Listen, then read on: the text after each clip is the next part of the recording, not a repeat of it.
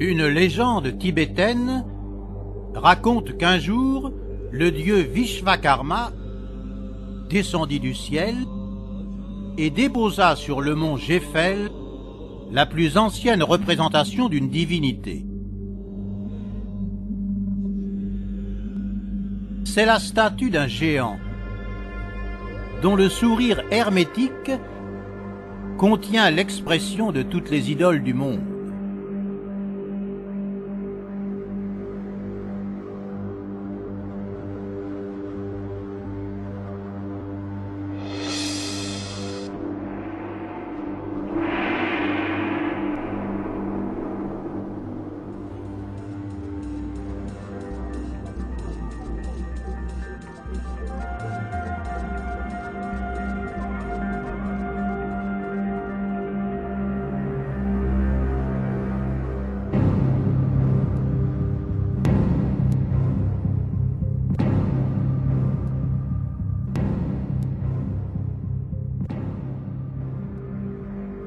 Ces géants sont les anciens astronautes cités dans les mythologies du monde entier.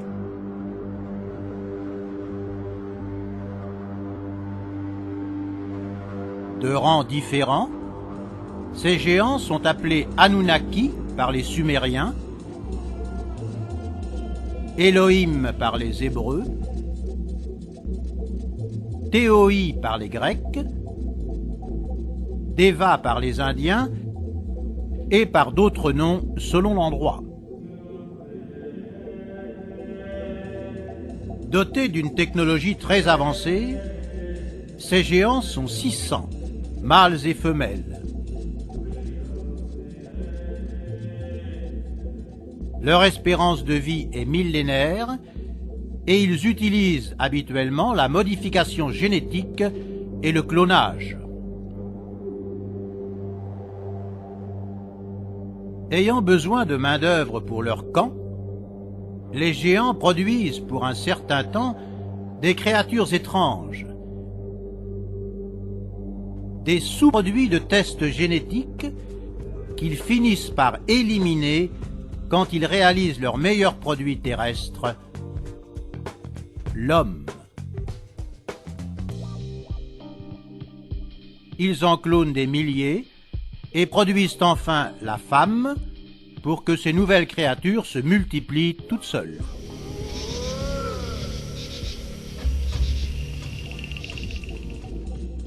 Disposant maintenant de travailleurs, les géants se partagent le monde, formant chacun une nation, mais comme leur caractère est belliqueux, ils se font la guerre pour des questions de territoire.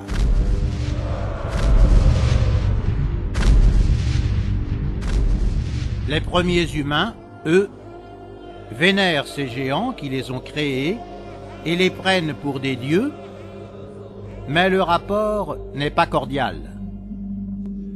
Ces dieux assurent la nourriture, comme tout éleveur, mais traitent les humains comme du bétail et frappent les désobéissants.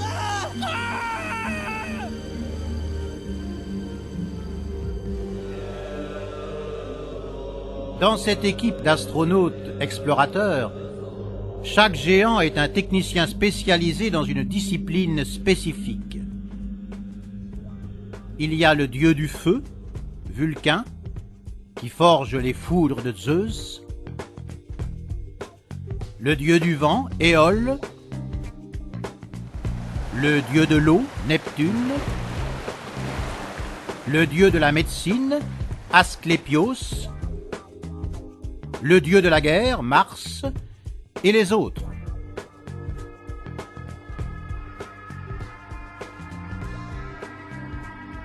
En mission loin de leur planète, ces dieux aiment se relâcher s'enivrant de bière d'orge.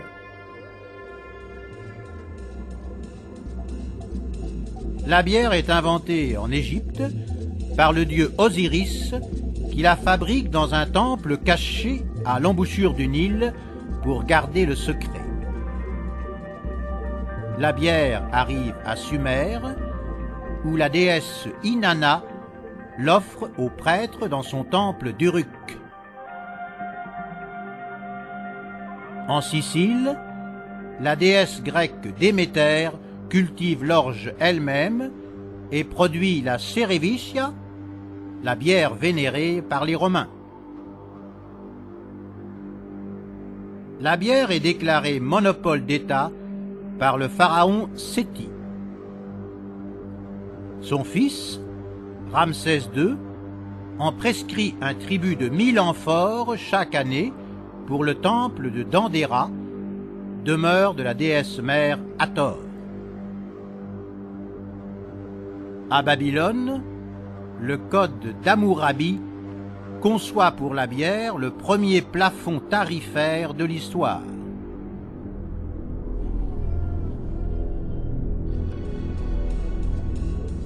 En plus de boire, ces dieux adorent inhaler du gras fumé.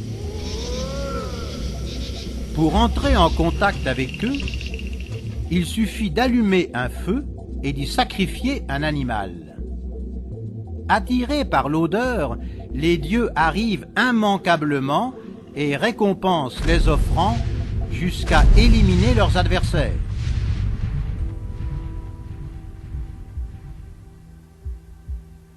Parmi les géants femmes, toutes de haut rang, les plus célèbres sont la déesse sumérienne Ishtar, les déesses égyptiennes Hathor et Isis, la déesse grecque Athéna et tant d'autres.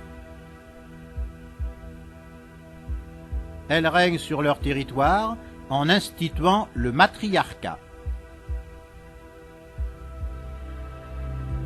L'année dure 364 jours et est divisée en 13 mois lunaires de 28 jours, comme le cycle menstruel. La succession au trône se fait par voie féminine et au 13e mois, la reine sacrifie un roi, d'où la superstition du nombre 13.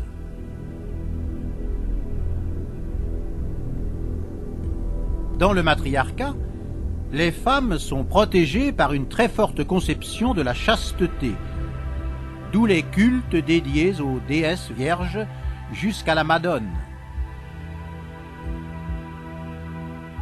Parmi les déesses, la déesse mère est la plus vénérée.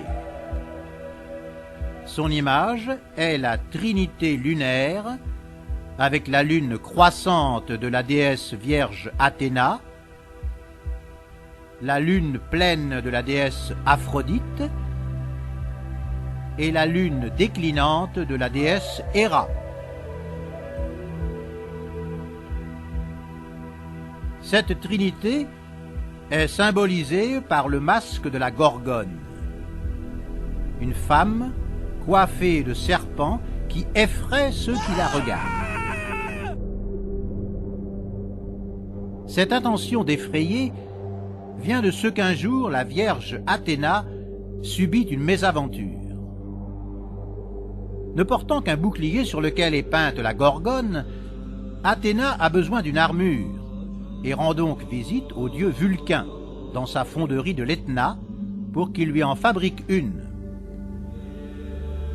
Vulcain, lui, portait déjà un regard concupiscent sur la jeune Vierge et il profite de l'occasion pour se lancer sur elle, prête à la violer. Mais Athéna lève son bouclier et la Gorgone effraie à tel point Vulcain qu'elle réussit à s'échapper. Depuis, les jeunes filles méditerranéennes portent une tunique de chasteté sur laquelle est peinte la Gorgone pour terroriser les hommes qui attentent à leur virginité.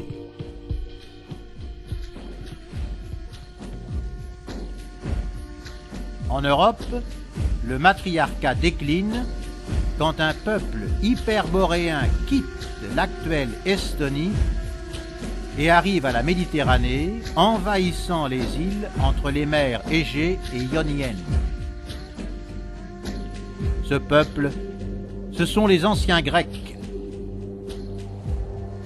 Homère raconte les gestes de leurs dieux, les théoïs, mais les événements qu'il cite ont eu lieu en Baltique et non pas en Grèce, où il n'y a pas de soleil à minuit, ni de glace. Cette invasion apporte le culte solaire masculin. Le roi prend les pleins pouvoirs et transmet l'héritage au fils mâle.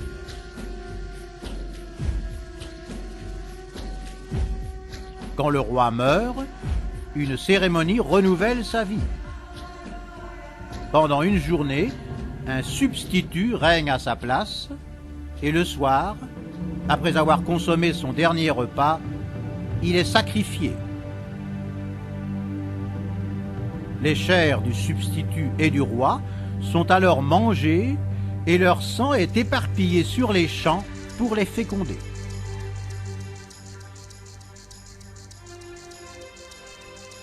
En Inde, dans le festin liturgique du Chakra Puja, 12 participants, sous la conduite d'un maître, boivent le sang de la déesse Shakti et mangent la chair du dieu Shiva dans la même cérémonie eucharistique que la dernière scène de Jésus.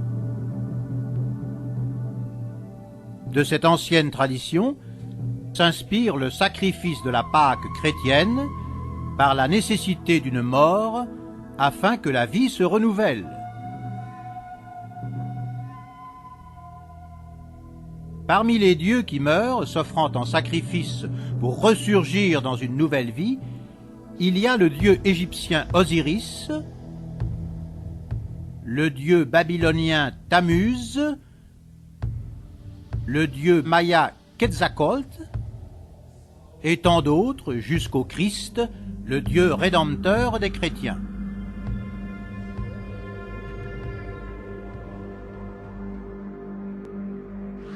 Les performances de ces dieux géants, qui ne meurent jamais et qui vont et viennent du ciel à bord de chars bruyants, font fantasmer les hommes qui imaginent alors un monde divin où tout est possible.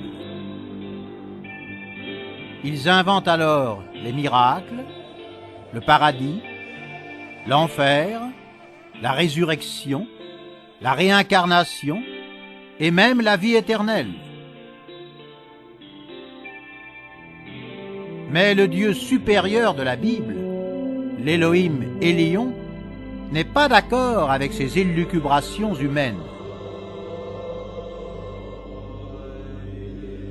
Il affirme que les dieux meurent comme les hommes et les animaux et que tout être vivant disparaîtra dans le néant, car il n'y a rien avant chaque vie, ni rien après.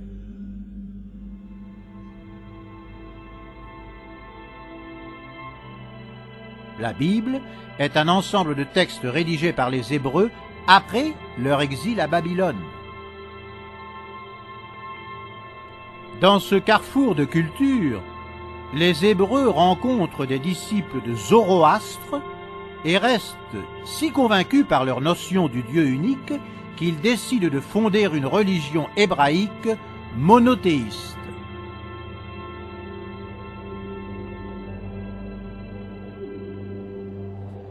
Les Hébreux ont déjà un Dieu, l'Élohim Yahvé, et ont confiance en lui. Yahvé les a jadis guidés de Sumer jusqu'à la terre promise et ne les abandonnera pas maintenant dans l'exil babylonien. En effet, il ne s'écoule que le temps d'une génération et les Hébreux reviennent en Judée, reconstruisent le temple de Jérusalem et constituent leur religion monothéiste.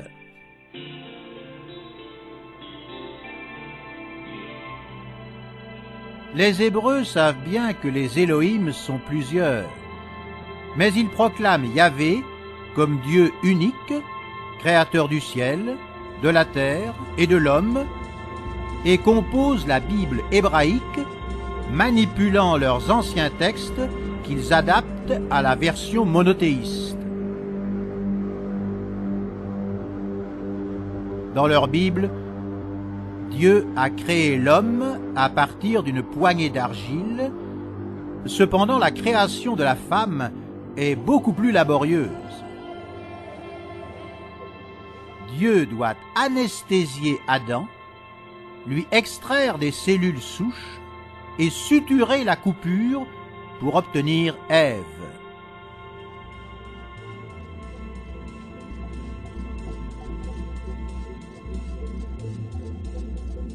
Alors que le Dieu unique fait surface en Palestine, en Grèce, à l'époque, les dieux sont niés et les érudits grecs expliquent le corps, la psyché et la mort de façon rationnelle. En même temps, au Népal, Bouddha perçoit l'homme comme un esprit éternel qui vit différentes étapes dont l'une est la condition humaine. En Chine, Lao Tse prêche la confiance dans la nature et dans le Tao, l'équilibre parfait qui soutient l'univers.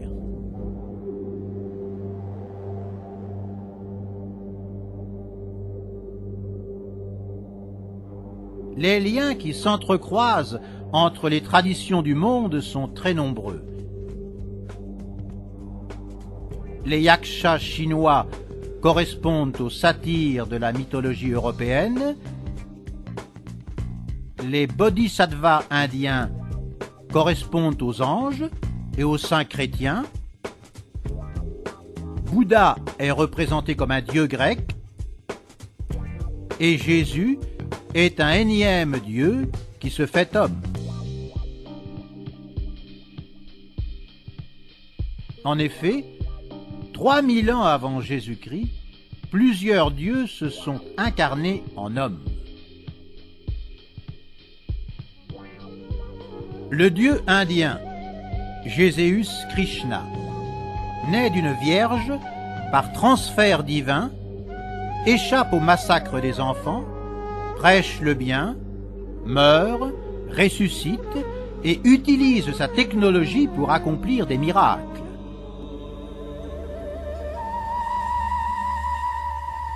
En Grèce, le dieu Dionysos visite le royaume des morts, transmute l'eau en vin, meurt et ressuscite. L'Égypte aussi a son dieu qui se fait homme. C'est Horus, fils de la vierge Isis, déesse égyptienne de la lune, enveloppée dans un manteau bleu constellé d'étoiles. Il naît le 25 décembre, dans une grotte. Sa naissance est annoncée par une étoile et l'événement est attendu par 3 rois. Horus reçoit or, encens et myrrhe, est baptisé à l'âge de 30 ans par Anup, le baptiseur qui sera décapité, est suivi par 12 disciples, lutte pendant 40 jours dans le désert contre Seth, le méchant, délivre des sermons, meurt, ressuscite après 3 jours et utilise sa technologie pour ressusciter El Azarus et marcher sur l'eau. Représenté par une croix formant la triade divine égyptienne, Horus est cité comme le Messie et le Fils oint de Dieu.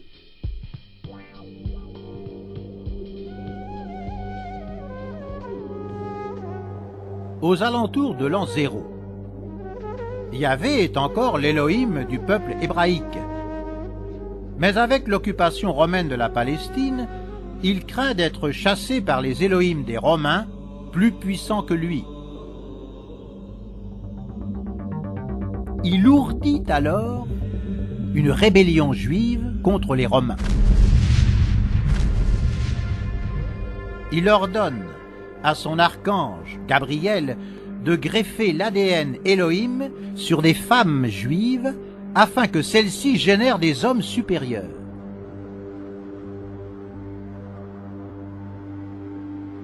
Dans l'Ancien Testament, Yahvé avait déjà envoyé un Gabriel chez des femmes juives et elles avaient enfanté des Gémeaux, comme les naissances multiples, des accouchements in vitro. Maintenant, Yahvé ordonne à Gabriel d'intervenir sur la cousine de la Vierge Marie, Élisabeth, qui génère Jean-Baptiste, et sur la Vierge Marie, qui génère deux gémeaux, Yeshua et Thomas.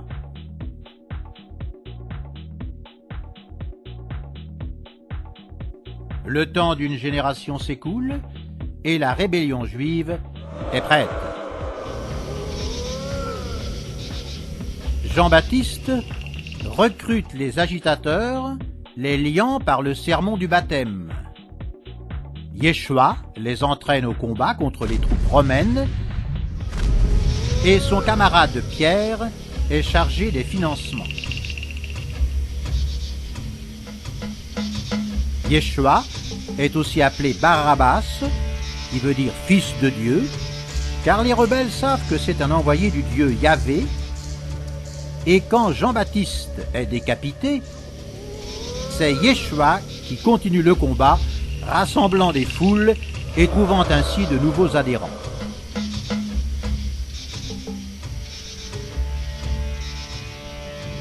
Cependant, les actes de Pierre inquiètent les rebelles. Pierre tue sur place un couple qui ne lui a pas donné l'entièreté de ses biens, et cela effraie les rebelles, et surtout Judas, qui avertit les Romains. Un régiment d'auxiliaires syriens à la solde de Rome, 500 soldats armés, vont alors arrêter le dangereux chef rebelle, Yeshua Barabbas. Son gémeau, Thomas, lui ressemble tellement que Judas doit embrasser Yeshua pour que les soldats ne se trompent pas.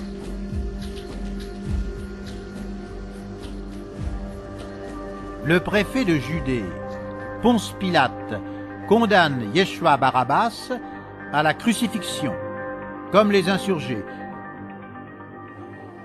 Mais les rebelles attendent que les soldats partent, corrompent les gardiens et enlèvent Yeshua, encore vivant, de la croix, le cachent dans une tombe privée et la nuit l'amènent en lieu sûr. La répression romaine devient alors sanglante. Jérusalem est sur le point d'être détruite et les rebelles s'enfuient.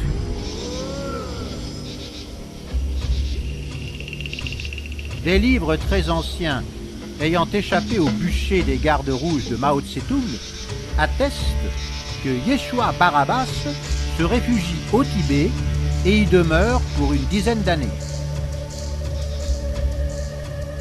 Son gémeau, Thomas, connu pour le récit du doigt dans la plaie, s'échappe en Inde et son tombeau existe encore. Les Portugais débarqués au sud de l'Inde au XVIe siècle en témoignent.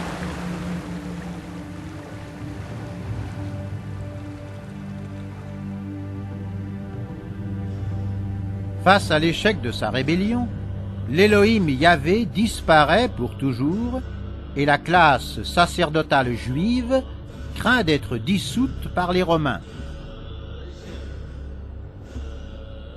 Elle conçoit alors une nouvelle religion juive, plus appropriée à l'audience grecque romaine, et en confie la réalisation à un érudit juif romain, le notable Paul de Tarse. Mais Paul est un visionnaire. Il choisit comme dieu de cette nouvelle religion le juif fils de Dieu, Yeshua Barabbas, condamné 50 ans auparavant par Ponce Pilate. C'est un rebelle. Les Romains ne l'accepteront jamais comme un dieu. Alors Paul a un coup de génie. Il invente deux personnages distincts, Yeshua et Barabbas. Barabbas est le rebelle libéré par Pilate, et Yeshua est le nouveau Dieu martyr qui se sacrifie pour sauver l'humanité.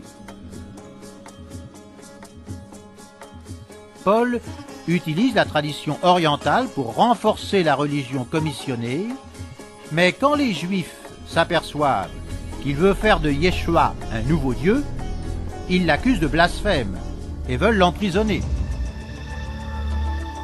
Pierre veut même le tuer. Mais Paul s'échappe par la mer. Il se réfugie en Grèce et, poursuivant son idée, il change tout d'abord le nom Yeshua en Jésus, l'associant au dieu grec Zeus, puis, toujours confiant dans l'efficacité des traditions orientales, il le complète en Jésus-Christ pour l'associer au dieu indien Jéséus Krishna. Enfin, s'inspirant de la triade divine, Paul fait un mélange des vies de Krishna, d'Horus et de Dionysos et compose ainsi la vie de Jésus-Christ comme elle est décrite dans les évangiles. Rien à voir avec Yeshua Barabbas qui, lui, a bien existé.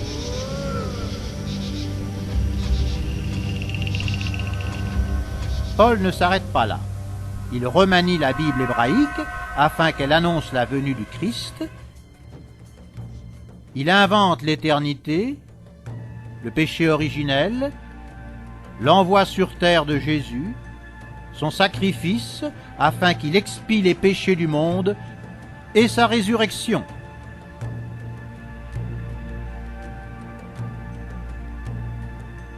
Paul réalise un bon travail puisque ce mélange des plus efficaces traditions orientales touche une multitude de cœurs. En effet, sa version donne naissance à la religion chrétienne et la foi de ses fidèles est si forte que les polythéistes romains, après avoir persécuté les chrétiens, embrassent le christianisme et se font même baptiser.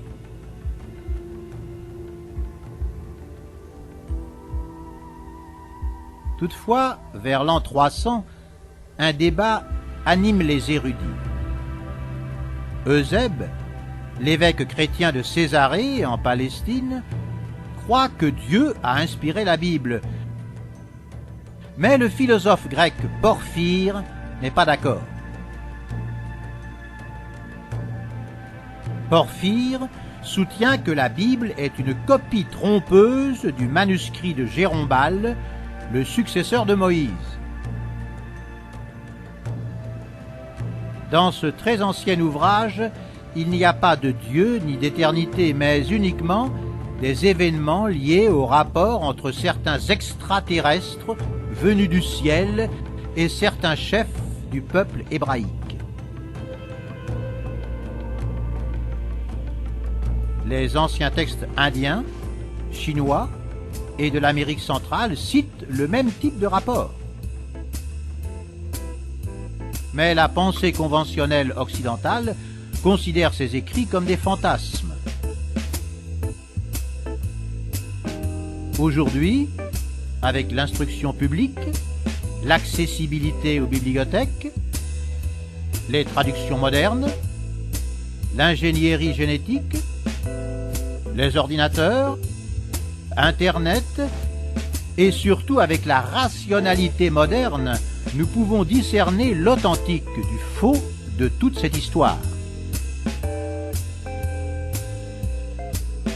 Nous découvrons alors que les textes sacrés actuels sont des copies frauduleuses d'anciens écrits, surtout sumériens, que chaque religion a adaptés à ses propres exigences.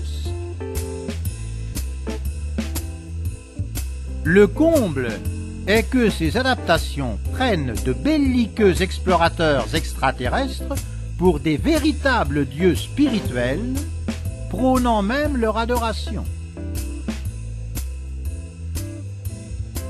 Au Vatican, les études comparées des anciens écrits et la dernière traduction de la Bible font abdiquer un pape et obligent son successeur, le pape François, à affirmer qu'il ne faut pas prendre la résurrection de Jésus comme un événement historique, mais comme un acte de foi. Le clergé catholique défend alors ses privilèges millénaires et accuse le pape François d'hérésie pour ses propositions contraires à la vérité divine, mais les scientifiques modernes comprennent ce que leurs anciens prédécesseurs ne pouvaient même pas imaginer, comme les navettes spatiales et la manipulation génétique. Beaucoup de notions sont aujourd'hui plus claires. À la lumière de ces faits, un esprit rationnel pourrait donc avancer que jusqu'à la preuve du contraire, le monde spirituel des religions n'est qu'une blague, et que l'histoire des extraterrestres, devenus des dieux dans le souvenir des hommes, est la seule qui offre une explication rationnelle aux énigmes de la proto-histoire, et peut-être même aux origines de l'homme.